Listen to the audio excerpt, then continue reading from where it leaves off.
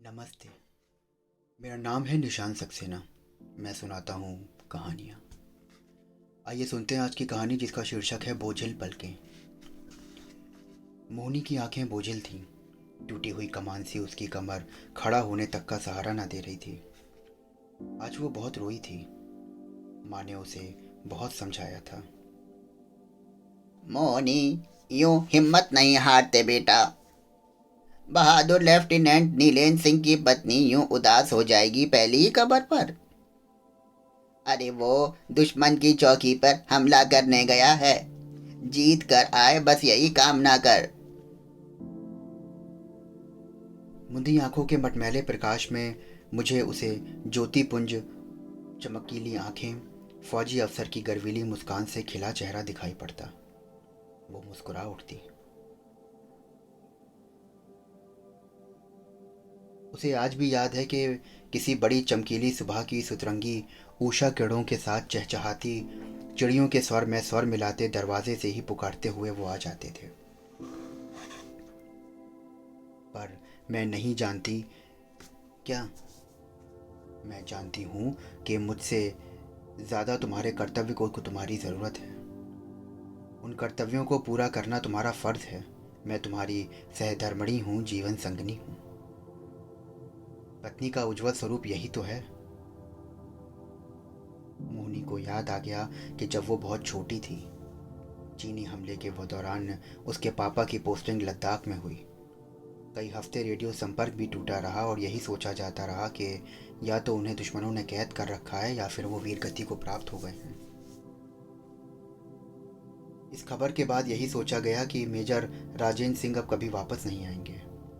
सबने शोक भी बनाया, पर मेरा मन ने तुम्हारे लिए ये नहीं सोच सकता कि मेरा राजन कभी वापस ना आएगा।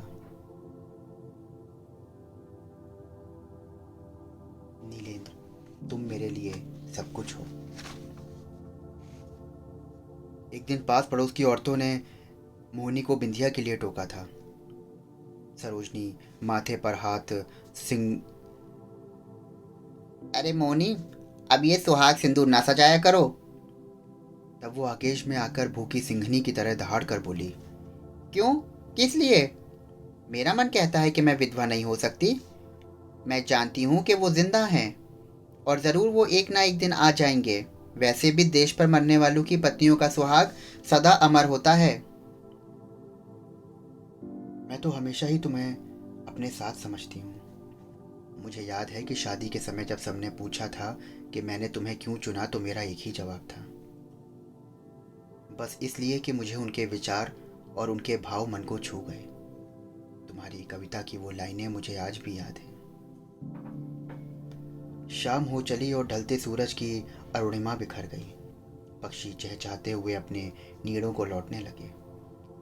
मोहनी का बंधा हुआ बांध जैसे फट पड़ा। वो सिसकी ले लेकर रोने लगी।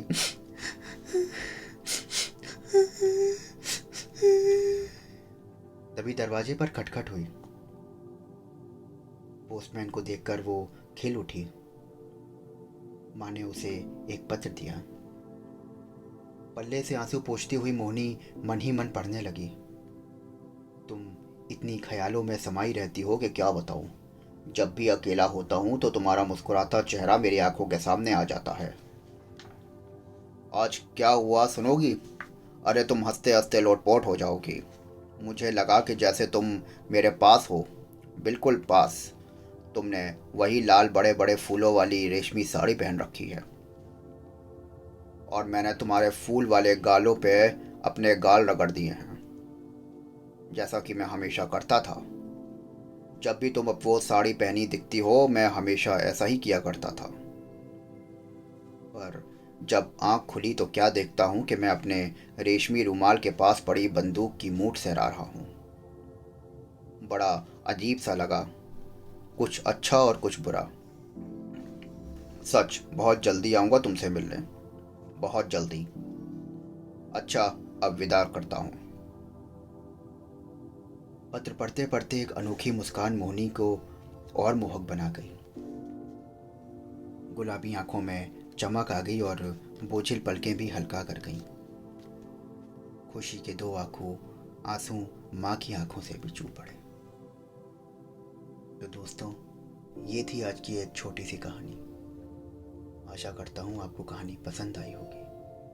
फिर मिलता हूँ आपसे एक नई कहानी के साथ में।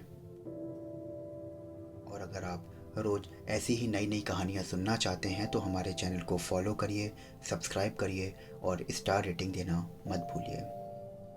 फिर मिलता हूँ नई कहानी के साथ। तब तक के लिए शुक्रिया।